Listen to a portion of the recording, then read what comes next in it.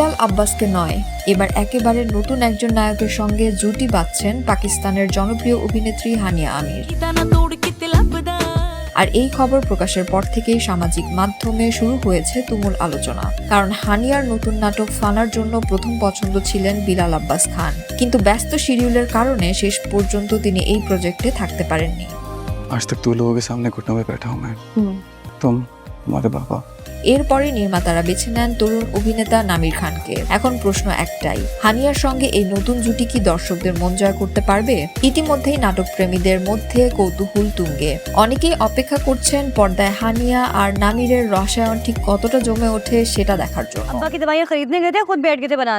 जो 10 बजे गए और 2 बजे वापस आए। চলতি বছরের শুরুতেই মেরি জিন্দেগি হ্যায় তু নাটকে অভিনয় করে আবারও আলোচনায় এসেছিলেন হানিয়া। मेरी मोहब्बत थी यार,